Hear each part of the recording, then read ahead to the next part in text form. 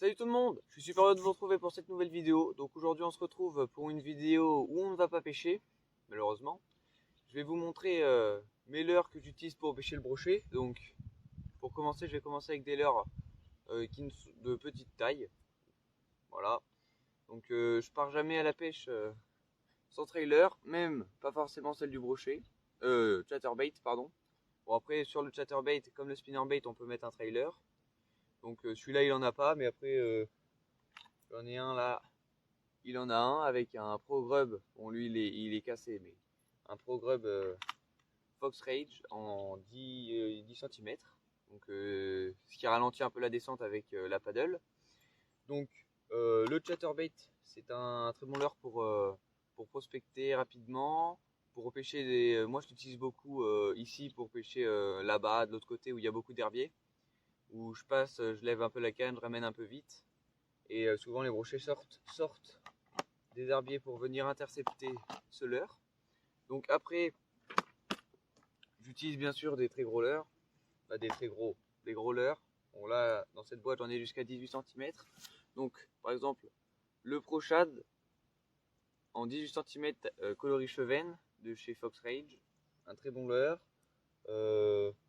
Le Jointed Proshad aussi, bon ça c'est pareil, sauf que lui il est ouvert comme ça et du coup il line nage beaucoup plus comme les poissons. Bien sûr, répliquant. Donc ça, c'est un très bon leurre pour pêcher dans pas trop d'eau. Bon, faut quand même pas pêcher dans 10 mètres d'eau avec, mais pas dans 1 mètre, parce qu'il coule quand même assez vite.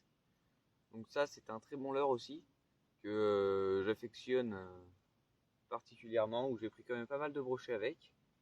Bon, après, bien sûr, le plus petit, coloris marbre un peu, marble, et un peu plus petit. Donc voilà, j'aime bien utiliser des gros leurres souples pour pêcher le brochet. Donc en gros leurres souples, j'ai aussi des gros Dexter fait maison, rouge.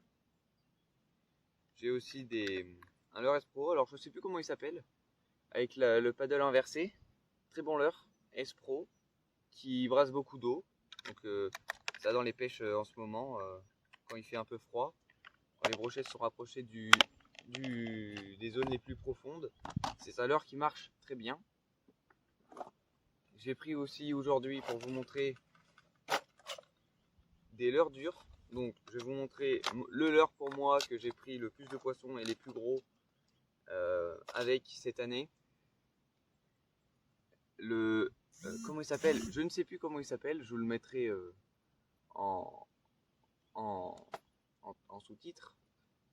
De chez Biwa, très bon leurre, coloris truite arc-en-ciel. Ici dans les étangs souvent le truite arc-en-ciel marche très bien quand il lâche les truites. Bon, le petit E-Jack, bien sûr, de chez Megabass. E-Jack, valeur sûre l'été dans les nénuphars, dans les herbiers en surface. Très très bon leurre, un très très bon leurre. J'ai aussi des petites jerks. Donc lui coloris parotte, un petit, j'en ai des plus gros. Bien sûr le Rafale de chez Biwa qui brille un peu, coloris un peu or. Dans mes eaux ça marche très bien ce coloris là. Des gros spinners, des big game et des big game comme ça qui va couler, lui il coule à 2 mètres et qui va brasser beaucoup d'eau dans les. J'ai pris des poissons beaucoup avec quand il y avait du vent et quand c'était orageux. Ça marche très bien les leurres dures, les gros cranks comme ça quand c'est orageux. Et puis pour finir, là j'ai pris la taille un peu plus petite. Oh putain il est mouillé. La taille un peu plus petite de mes leurres souples. Donc par exemple le Rogen de chez Decathlon, Caperlan, en plusieurs coloris. Encore, bon lui il est en 18 cm, un Proshad. Bien sûr, le Drunkbait de chez LMAB, très très bon leurre, très très très bon leurre. pour pêcher le brochet. Et puis bien sûr des petits brochades en 14 cm. J'ai commencé à pêcher le brochet avec.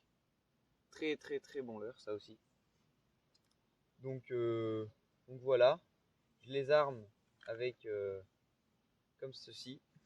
Donc avec une tête plombée ici, donc 10, 15, 20 grammes, comme vous voulez. Et après je mets un bas de ligne acier, un bas de ligne en carbone, où je viens le mettre avec des sleeves. Et là je mets l'hameçon et un petit picot, comme ça, pour l'enfoncer dedans. Et ça en fait, ce qui permet que quand le brochet attaque, quand tu fais ras, et bah ça se décrochera comme ça, ton leurre sortira ou rentrera plus profond dans la bouche pour qu'il s'abîme moins vite et qu'il y ait que ça qui soit en contact avec les dents que l'hameçon.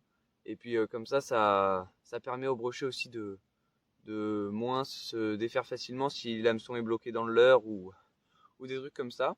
Donc sur ce, j'espère que vous aurez aimé la vidéo. Donc on se retrouve samedi ou dimanche prochain en espérant prendre du beau poisson. En ce moment, ça devrait mordre.